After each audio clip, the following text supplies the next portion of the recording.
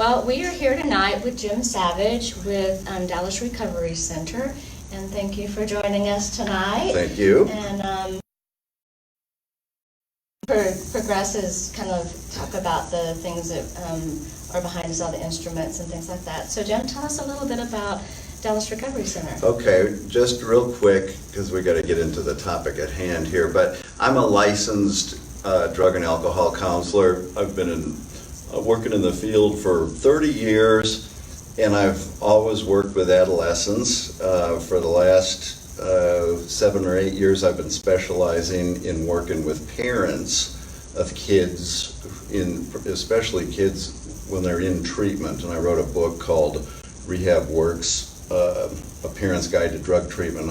And I'm sort of interested in helping parents make sure when their kid's going through treatment that they're getting the most out of it and how to make it work the best. And here at the Dallas Recovery Center, my practice is mainly working with early intervention, doing assessments with kids, and doing education and prevention stuff and teaching and helping them understand what it really means to have a problem or not, and what's the difference between social use and problematic use.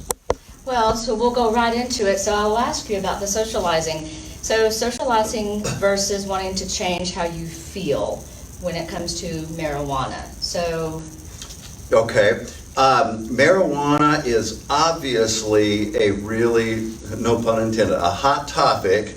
There's a lot, I feel strongly about wanting to make sure people are getting information. There's so much stuff that's misunderstood about marijuana use. I might sound like I'm really anti-marijuana and like reefer madness kind of guy, but I'm really just about wanting to make sure that all the facts and people understand what's really going on and what goes into determining if something's causing a problem or not. And so there's one of the first things that I sort of point out is it's easy for people to compare marijuana with alcohol, and in that alcohol is a mood-altering substance that a lot of people, that produces intoxication, and a lot of people use alcohol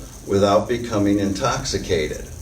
And on the other side of that fence, there's not many people that use marijuana without becoming intoxicated. And what I mean by that is how you know about alcohol. Sometimes people say things like, "No thanks, I think I better slow down, I'm starting to get tipsy." And that means that they were using it, the mood-altering substance, for a reason other than changing how they feel. And with cannabis use, it's pretty rare for people to use marijuana for reasons other than getting intoxicated. And getting intoxicated is obvious. It's being impaired. It's meaning you're not functioning at optimal level. And if we're honest about it, there aren't a lot of reasons besides the medical ways for using marijuana, which has got nothing to what we're doing, nothing to do with what we're talking about here tonight. But what people might call social or recreational use of marijuana, it's a little trickier to examine. What's that difference between, am I socializing with people, or am I more invested in changing how I feel?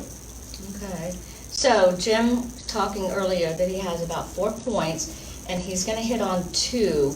We're going to let you obviously choose what you feel is best. So from what you just talked about, what are you thinking? Well, the first thing that I always explain to, especially with young people, when they bring them in here for me to assess them, the first thing you got to clarify is, the question, can you get addicted to marijuana?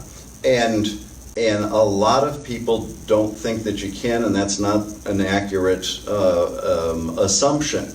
The reason I believe that most people don't think, or the reason that people think pot's safe, is because it doesn't, the first thing, it doesn't cause physical dependence. And I'll usually tell both kids and parents, they don't think that there's a problem there because they're not seeing what they imagine they would see if someone were addicted. And that's usually the, tweaking and I can't function without it. I can't get up without it, can't go a day without it. And kids can go without smoking pot and not, freak out. And I'll lots of times tell kids that I'm assessing when they'll say, I'm not addicted, I can quit anytime, I can go without it, it's no big deal. And I'll say, yes, I believe you that you can. And actually, you'll probably never be able to smoke enough marijuana to become like what you're picturing. It won't happen because marijuana doesn't cause physical dependence. Some drugs do, some drugs don't. And what addiction is much more has to do with the psychological, what's going on in the brain, and it's not about how often you use it. It's more about why you use it and what happens as a result.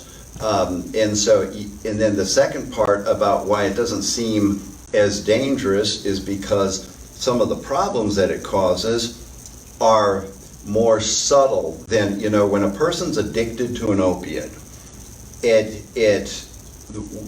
fact that they're physically dependent ends up causing them they have to have it, and that can get real expensive. And so coming up with $200 a day to support their habit, and they run out of easy ways or legal ways to have money, and so they start robbing stores and they get in trouble. Or opiates cause, they can cause overdoses by shutting down the respiratory system. None of that kind of stuff happens with smoking pot, and I always point out that where opiates cause huge spikes of crisis, kind of really bad stuff happens, what happens with marijuana is there's this subtle low-grade impairment, but that's why people can end up going on for a long time without thinking that it's causing problems.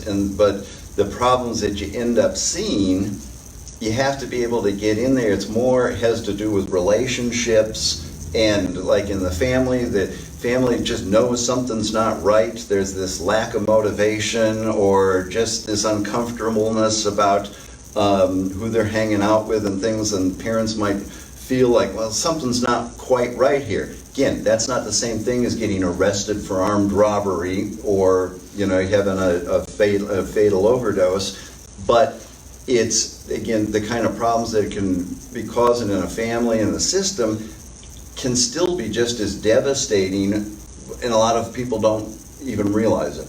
Okay. So if a parent came to you and said, my child is smoking pot, I just found out he's 14, what do I do? What would you... Again, what I do is, I sit in here all day assessing kids. You want to get assessed. Assessing a kid doesn't mean it's an indictment. It doesn't mean they have a problem. It's only makes sense to get a fair, objective look at what's going on. And then again, because somebody gets assessed doesn't mean there's a problem. Prevention works. And one of the things I do in here is I do a lot of teaching about this, and I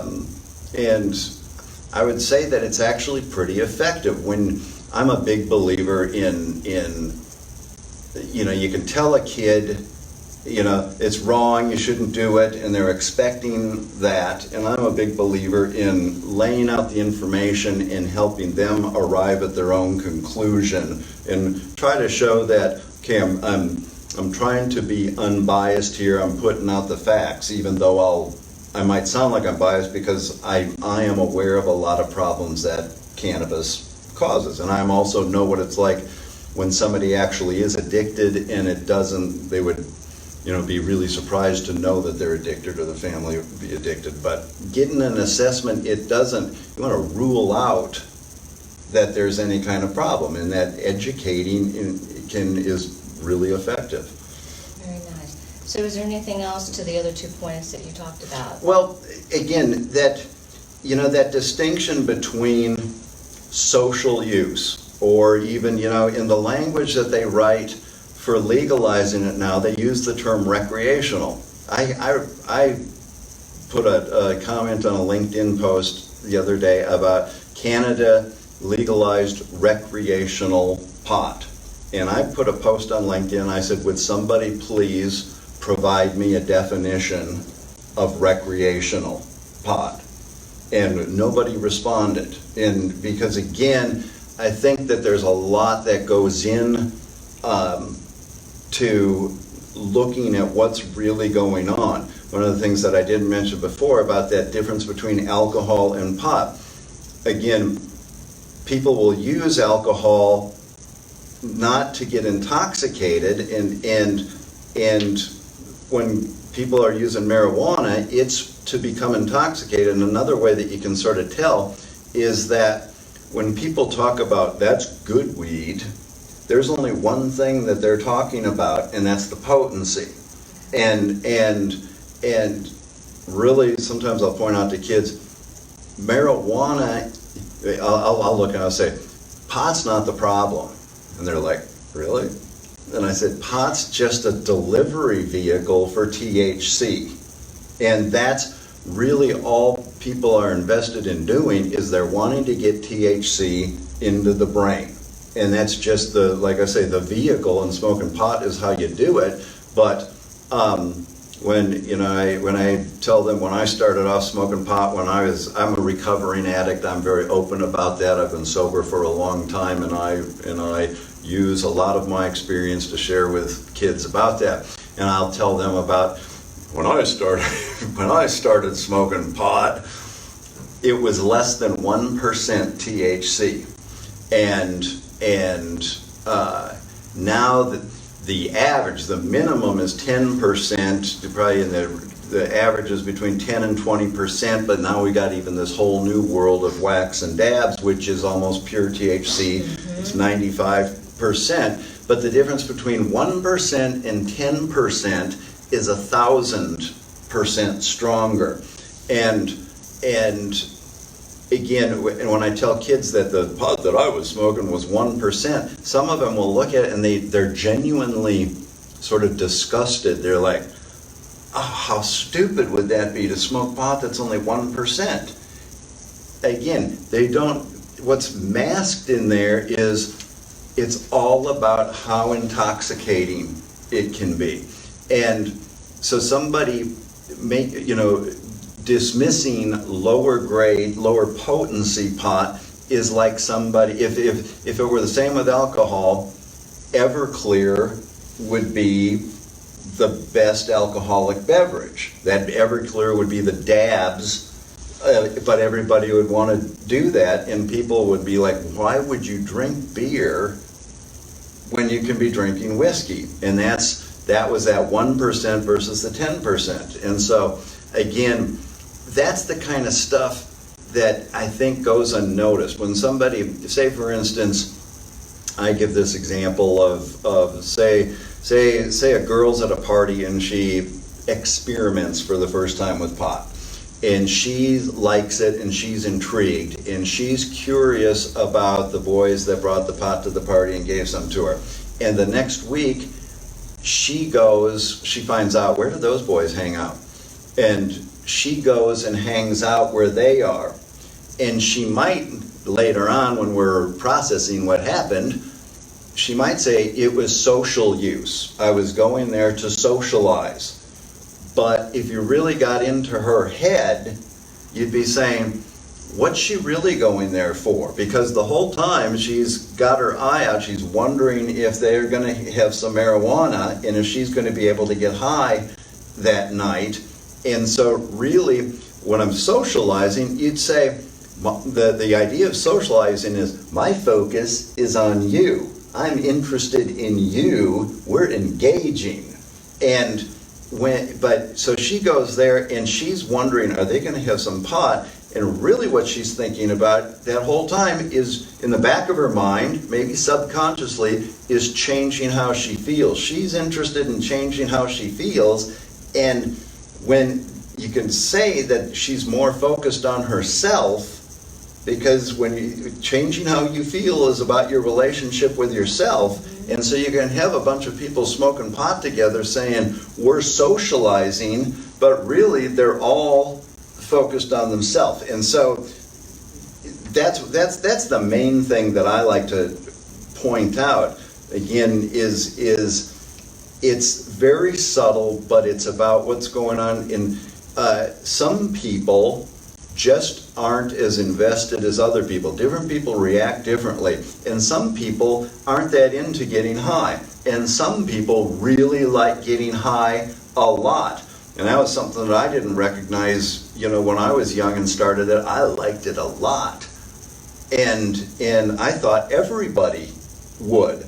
And, and I'll say, another really baseline identifier of the difference between problematic or not is if something bad happens, you would expect people to respond like, oh, I don't like bad things to happen. And so then if they're in control, they can change their behavior so that bad things don't continue to happen. And so again, for parents, that's one of your first clues. If you've caught them smoking pot and getting in trouble, a couple times. They first they got grounded, then they got threatened to have their car taken away. And if they got their car taken away, it's like, okay, why would you keep doing something that you know is going to cause problems? And that's, again, that subtle thing that gets overlooked is that some people, don't think in terms of oh, I don't want to have problems. They think I'll be smart, it won't happen again. But really what that's saying is that they really are intrigued by that change in how they feel, when there are some people whose response is, oh, I didn't like that bad thing that happened, I'm not going to do that. So again, that's really early stuff as far as looking at what the difference is between how people respond. Very good. That's a lot of information that parents could really use. And to be able to understand. So, I guess we can. Any questions coming in, or everybody's kind of quiet out there? So, why don't you go ahead? Maybe parents are kind of a little not sure about what they want to ask. So, why don't you talk about some of the questions that parents come in and talk to you about specifically without their children around? Right. Man, I had something in one of those. I forgot what I was going to say.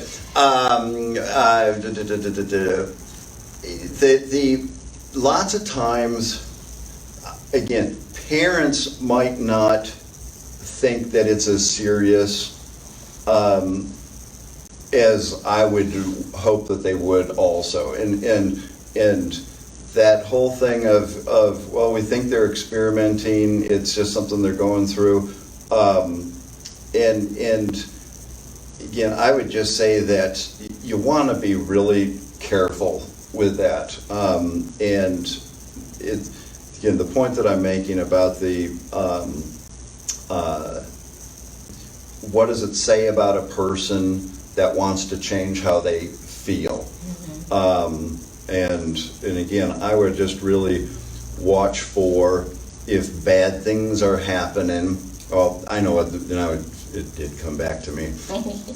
The kid that says it wouldn't be a problem if my parents didn't think it was a problem, and it's just because I have in my presentation that I do on this, I have a pre and a post test. I have some pre-questions, and I'll say true or false.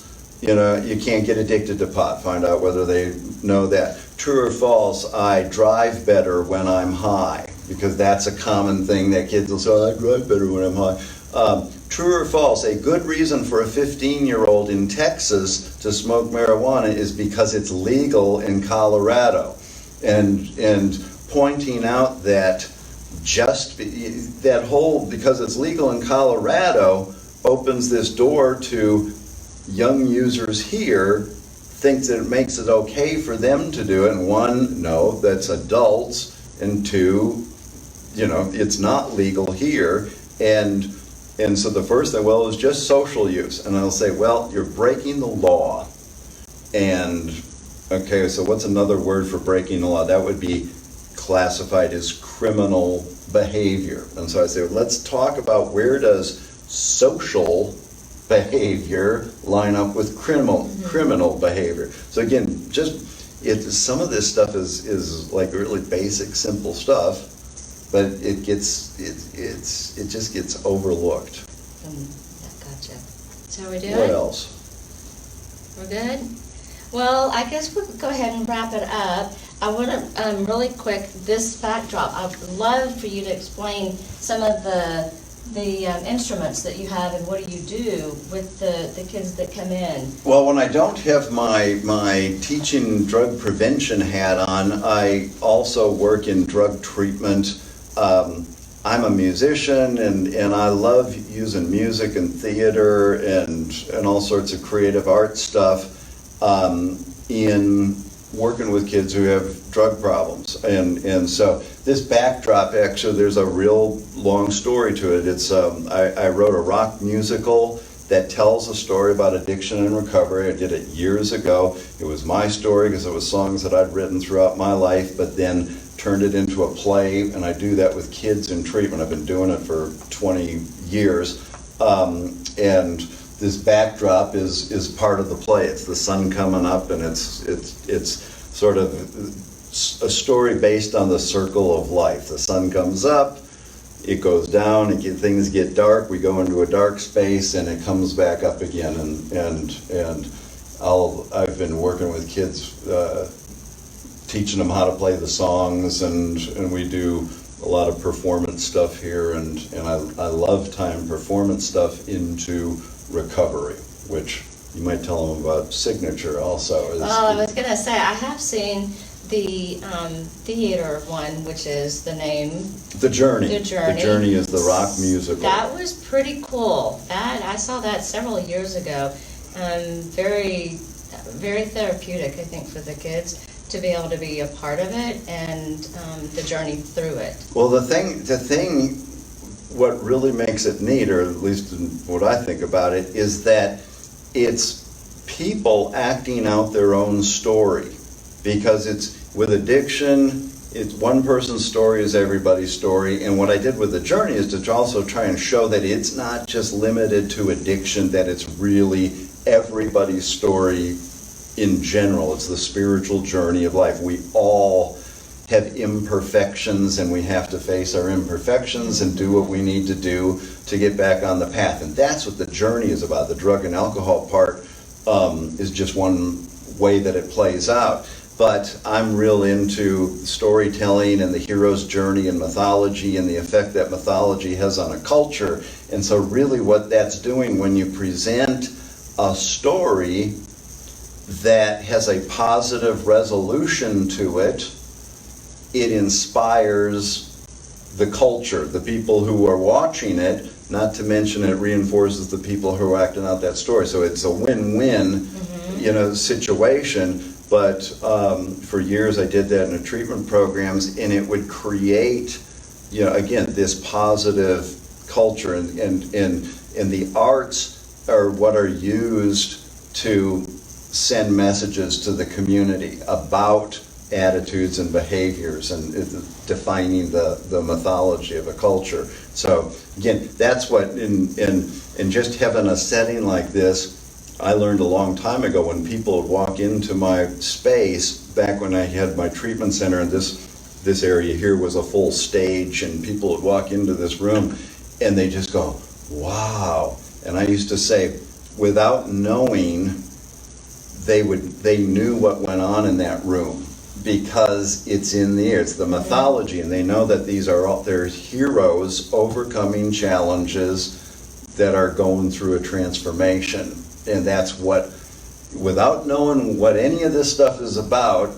people know on some level, and so again, if you ask me, that's one of the strongest, most effective, powerful ways of getting to affecting positive behavior change, is by really going underneath and creating that kind of mythology that influences behavior. Oh, very interesting. So, very good. Do what? Okay. Well, I guess we'll go ahead and just wrap it up. We want to say thank you so Thank much you for for this having me. today. We Thanks for really coming here. appreciate it, and we'll keep this up, of course. So if there's any parents that come on later and there's questions that you have, you can either throw it on the post. Feel free to do that because we will answer them. Either Jim can come in and answer them, or we can come in, whatever works best. If you're not comfortable about putting it out there on Facebook, please feel free to email us, and we'd be happy to forward it to Jim, or you can reach out to his business, the Dallas Recovery Center, if there's something specific that you want to talk to Jim about also. Yep. So that's what we're here for, just to get the information out there. So thank you again. Thanks, guys. Next month, wanted to let you know, we are going to be having a therapist come in and speak on the subject of bullying. So we'll look forward to you guys the fourth Monday of November, and see you then.